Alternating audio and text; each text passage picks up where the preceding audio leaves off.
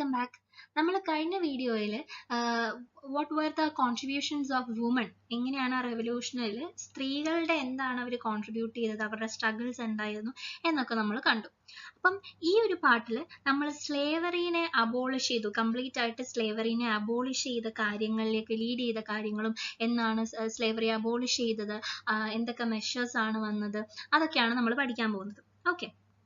So one of the most important social reforms of the Jacobin regime was the abolition of slavery in the French colonies. അതായത് Jacobin, നമ്മൾ പറഞ്ഞു Jacobin മറ്റേ നമ്മുടെ വില്ലനായ Maximilian Robespierre.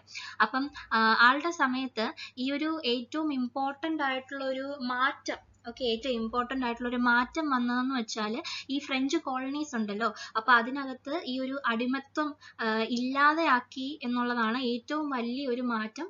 Jacobin government ആ ഒരു സമയത്ത്, Maximilian Robespierre ഭരിച്ചുകൊണ്ടിരുന്ന സമയത്ത് നമുക്ക് കാണാൻ കഴിഞ്ഞിരുന്നത്. Okay, abolition of slavery. The colonies in the Caribbean, Martinique, Guadeloupe and San Domingo were important suppliers of commodities such as tobacco, indigo, sugar and coffee. അതായത് ഇപ്പം ഞാൻ പറഞ്ഞ കോളനീസ് ഉണ്ട്, കരീബിയൻ അല്ലെങ്കിൽ മാർട്ടിനിക് അല്ലെങ്കിൽ ഗോഡ്ലിപ്പ് അല്ലെങ്കിൽ സാൻ ഡൊമിനിഗോ, ഇങ്ങനെ കുറച്ച് കോളനീസ് ഈ നമ്മളെ ടൊബാക്കോ അല്ലെങ്കിൽ ഇൻഡിഗോ എന്ന് പറയുന്നത് ഒരു ടൈപ്പ് ഓഫ് എന്താ ലീഫ്, ഒരു കളേർഡ് ഒരു ലീഫാണ്. മീൻസ് ഒരു നമുക്ക് ഈ പർപ്പിൾ, നമ്മൾ ഈ ഉജാലയുടെ ഒക്കെ നിറമില്ലേ, ആ ഒരു നിറത്തിലുള്ള ഒരു ഇതാണ്. ഓക്കെ. അപ്പം ഈ ഇൻഡിഗോ ഇതൊക്കെ പ്ലാന്റേഷൻ ചെയ്യുന്നതാണ് കേട്ടോ. ഈ ഇൻഡിഗോ എന്നൊക്കെ പറയുന്ന പ്ലാന്റേഷനിൽ പെടുന്ന ഇതാണ്, ഐറ്റംസ് ആണ്.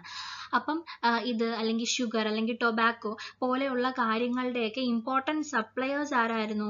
ഈ Caribbean, Martinique, Guadeloupe and San Domingo, ഇങ്ങനത്തെ കുറച്ച് കോളനീസ് ആയിരുന്നു. ഓക്കെ, ഇവിടെ ഞാൻ കൊടുത്തിട്ടുണ്ട് ഈ പോയിന്റ് ആയിട്ടത്. Caribbean colonies like Martinique, Guadeloupe and San Domingo supplied indigo, tobacco, sugar, coffee through brutal slave labor.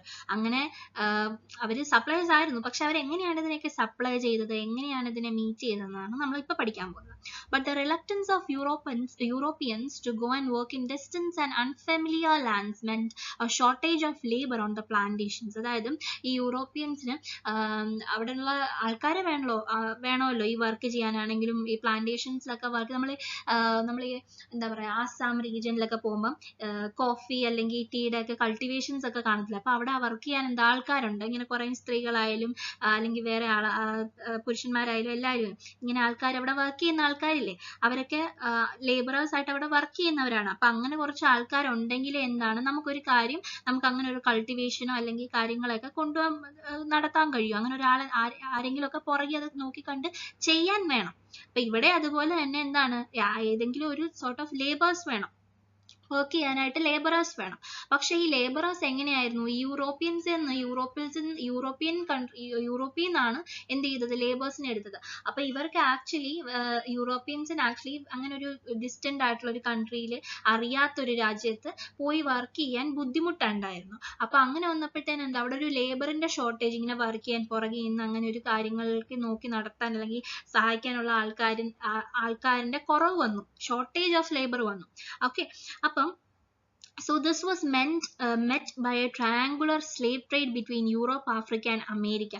അപ്പോൾ ഇത് എങ്ങനെയാണ് അവർ അതിനെ പരിഹരിച്ചത് അല്ലെങ്കിൽ മീറ്റ് ചെയ്തത് എങ്ങനെയാണ്? This was meant by a triangular slave trade. Triangular slave കേൾക്കാൻ മതലബ് എന്താണ്, ഒരിടത്തുനിന്ന് ഒരിടത്ത് മറ്റൊരിടത്ത്, അങ്ങനെ ഒരു രീതിയിലുള്ള ഒരു എന്താ പറയാ ഒരു ട്രേഡ്.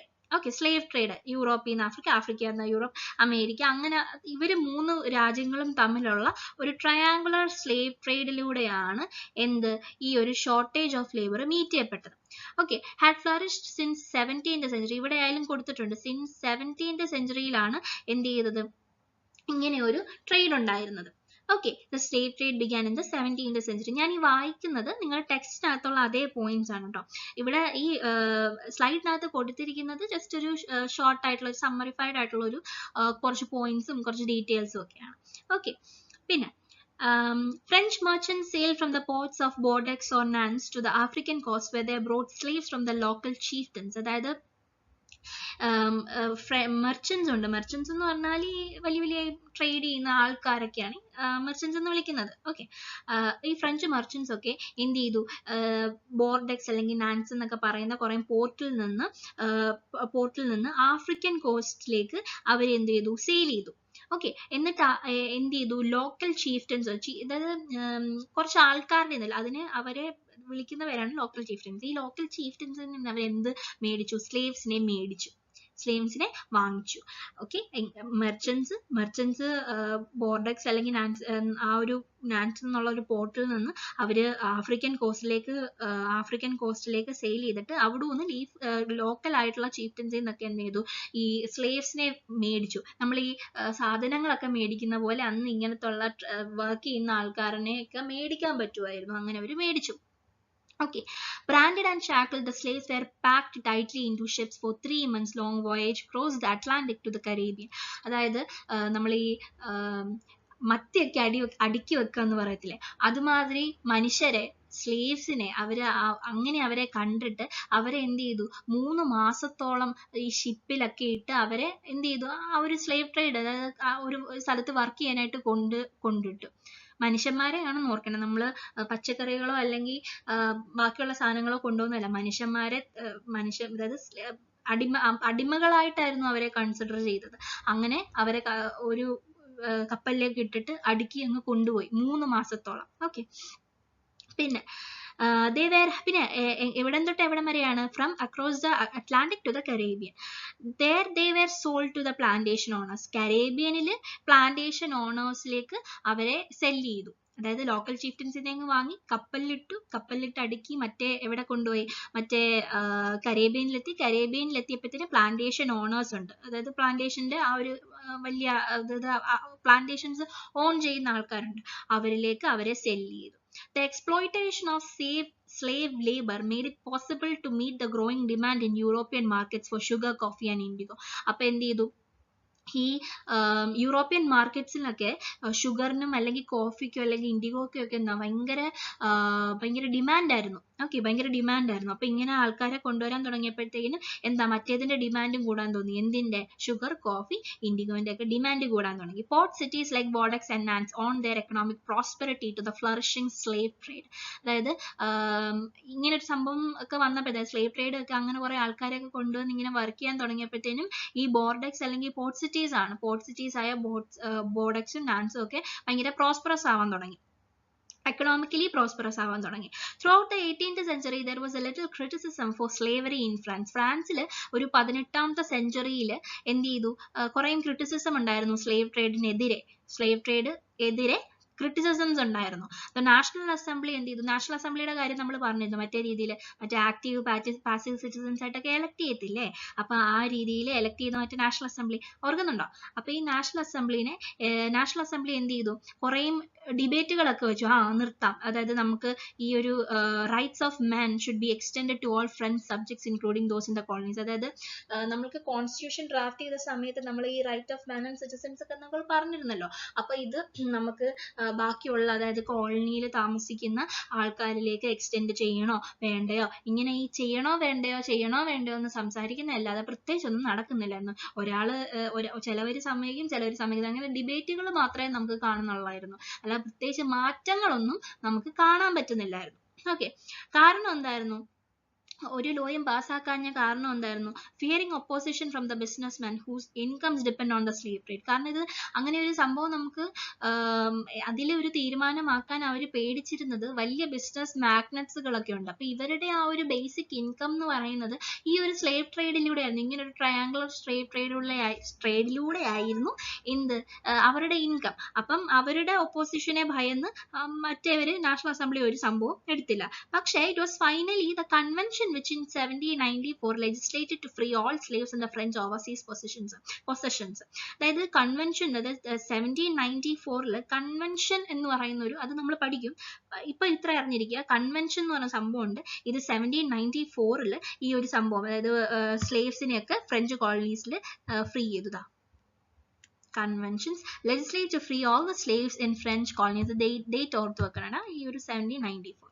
ഓക്കെ, പിന്നെ പക്ഷെ ഇതെന്ന് പറയുന്നത് ഭയങ്കര ഒരു ഷോർട്ട് ടേം മെഷർ ആയിരുന്നു. മീൻസ് അധിക കാലത്തേക്ക് ഇതെന്ത് ചെയ്ത് നീണ്ടുപോയില്ല. ഓക്കെ, എന്താന്ന് വെച്ചാല് നമ്മളുടെ നെപ്പോളിയൻ ഉണ്ട്, നെപ്പോളിയനെ പറ്റിയൊക്കെ നമ്മൾ പഠിക്കും.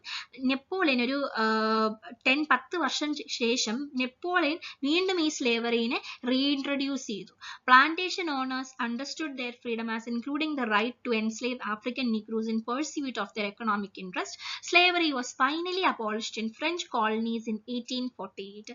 പക്ഷെ അവസാനം എന്തായി? പ്ലാന്റേഷൻ ഓണേഴ്സിന് അവർക്ക് എന്താ, അവരുടെ they understood their freedom as including the right to enslave African Negroes in pursuit of their economic interest. അതായത് ഈ ഒരു പ്ലാന്റേഷൻ ഓണേഴ്സിന് അവരുടെ സ്വാതന്ത്ര്യം എന്നാണ് മനസ്സിലായി. ഇൻക്ലൂഡിങ് ഈ ഒരു ആഫ്രിക്കൻ നീഗ്രൂസ് ആരാ? ഈ ഒരു നീഗ്രൂസ് എന്ന് പറയുന്നത് it's A short term use for the indigenous people of Africa south of the Zahra. അതായത് അങ്ങനെ ഒരു ലൊക്കേഷനിൽ ഉള്ള ആഫ്രിക്കയുടെ ഒരു ലൊക്കേഷനിൽ ഉള്ള ആൾക്കാരനെ വിളിക്കുന്ന പേരാണ് നിഗ്രൂസ്. ബട്ട് ഹൗഎവർ അത് ഭയങ്കര ഒരു എന്താ പറയാ, ഭയങ്കര ബാഡ് ആയിട്ടുള്ള ഒരു വേർഡായിട്ടാണ് കൺസിഡർ ചെയ്യുന്നത്. അങ്ങനെ ആരെയും വിളിക്കാൻ പാടില്ല. സോ അതുകൊണ്ട് ഇപ്പം അത് it's not longer common in use. അതായത് നമ്മൾ ഡെയിലി ലൈഫിലൊന്നും ഇത് യൂസ് ചെയ്യത്തില്ല. ഓക്കെ, പിന്നെ slavery was finally abolished in French colonies in 1848. 1848 എന്ത് ചെയ്തു? സ്ലേവറി കംപ്ലീറ്റ് ആയിട്ട് എന്ത് ചെയ്തു? അബോളിഷ് ചെയ്യപ്പെട്ടു ഫ്രഞ്ച് കോളനീസിൽ 1848. അപ്പൊ നമുക്കൊരു ഇത് കാണാം, എന്താ ഒരു ടേബിൾ മാതിരി, മീൻസ് ടേബിൾ അല്ല, നമ്മൾ എന്തൊക്കെയാണ് ഇവന്റ്സ് 1, 2 ആയിട്ട് നമ്മൾക്ക് കാണാം. 17th സെഞ്ചുറിയിൽ സ്ലേവ് ട്രേഡ് ബിഗിൻ ചെയ്തു. മെർച്ചൻസ്, ആഫ്രിക്കൻ ചീഫ്റ്റൻസ് എന്ന് എന്ത് ചെയ്തു? ആൾക്കാർ സ്ലേവ്സിനെ വാങ്ങിച്ചു. 18th സെഞ്ചുറിയിൽ ബോർഡെക്സ് അല്ലെങ്കിൽ നാൻഡൻസ് പ്രോസ്പെറസ് ആയി. എങ്ങനെ? സ്ലേവ് ട്രേഡിലൂടെ പ്രോസ്പെറസ് ആയി. 1794 എന്ത് ചെയ്തു? കൺവെൻഷൻ വന്നിട്ട് ഈ ഒരു സ്ലേവ്സിനെയൊക്കെ ഫ്രഞ്ച് കോളനീസിൽ ഫ്രീ ചെയ്തു. 4ാമത്തെ കാര്യം എന്താണ്? 1804 നെപ്പോളിയൻ സ്ലേവറിനെ വീണ്ടും ഇൻട്രൊഡ്യൂസ് ചെയ്തു. ഇവിടെ ശ്രദ്ധിക്കണം എന്ന് വെച്ചാൽ ബിസിനസ് ആൾക്കാരൊക്കെ ഈ ഒരു സ്ലേവ് ട്രേഡിലാണ് ഡിപ്പെൻഡ് ചെയ്യുന്നത്. അപ്പൊ എന്താ, അവരുടെ ആ ഒരു ഇൻകം നിന്ന് പോകില്ലേ. അപ്പൊ അതിനെ ഭയന്നായിരുന്നു നാഷണൽ അസംബ്ലി. പക്ഷെ അതിനുശേഷമാണ് ഈ കൺവെൻഷൻ അതിനെ എന്ത് ചെയ്ത് നിർത്തിയത്. പിന്നെ 1804 പക്ഷെ നെപ്പോളിയൻ വീണ്ടും കൊണ്ടുവന്നു. 1848 ഫൈനലി ആ ഒരു സ്ലേവറി നിന്നു. Okay, revolutionary government transferred daily life. അടുത്ത പാർട്ടിലേക്ക് നമ്മൾ പോകുമ്പോഴാണ് ഈ ഒരു നമ്മൾ എവരിഡേ ലൈഫിലും പിന്നെ റെവല്യൂഷനും സെൻസർഷിപ്പിനെ പറ്റി ഇപ്പൊ ഈ താഴെ പറഞ്ഞിരിക്കുന്ന പോയിന്റ്സ് നമ്മൾ പഠിക്കാൻ വന്നു. അപ്പം ഇന്നത്തെ ഈ ഒരു പാർട്ടിൽ ഇത്രയേ ഉള്ളൂ. അബോളിഷൻ ഓഫ് സ്ലേവറി അത്രയേ ഉള്ളൂ. ഓക്കെ, അബോളിഷൻ ഓഫ് സ്ലേവറി ഇത്രയും പഠിപ്പിച്ചതിൽ എന്തെങ്കിലും ഡൗട്ട് ഉണ്ടെങ്കിൽ നിങ്ങൾ കമന്റ് ചോദിക്കാൻ മറക്കലും. ഓക്കെ, ഈ ഒരു നമുക്കിനി ഒരു പാർട്ടും കൂടെ ഉള്ളൂ. ഇപ്പൊ ഈ താഴെ ഇരിക്കുന്ന പോയിന്റ് കണ്ടില്ലേ, ഇതിന്റെ എക്സ്പ്ലനേഷനും കുറച്ച് വേറെ ഒരു നെപ്പോളിയന്റെ ഒരു കുറച്ച് പാർട്ടും കൂടെ ഉള്ളൂ. ഓക്കെ, അപ്പൊ അതോടെ നമ്മുടെ ഈ ചാപ്റ്റർ ഫ്രഞ്ച് റെവല്യൂഷൻ എന്ന് പറഞ്ഞൊരു ചാപ്റ്റർ കഴിയുകയാണ്. ഈ ഒരു ചാപ്റ്ററിന്റെ എൻഡിൽ നിങ്ങൾക്ക് ഷോർട്ട് നോട്ട്സും കുറച്ച് നോട്ട്സും ഒക്കെ നമുക്ക് ഡിസ്ക്രിപ്ഷനിലൂടെ ലാസ്റ്റ് വീഡിയോന്റെ ഡിസ്ക്രിപ്ഷനിൽ ഞാൻ കൊടുക്കാം കേട്ടോ. ഓക്കെ, അപ്പം അത്രയേ ഉള്ളൂ. മനസ്സിലായെന്ന് വിശ്വസിക്കുന്നു. മനസ്സിലായെന്നുണ്ടെങ്കിൽ ലൈക്ക് ചെയ്യണം, ഷെയർ ചെയ്യണം, സബ്സ്ക്രൈബ് ചെയ്യണം. Thank you.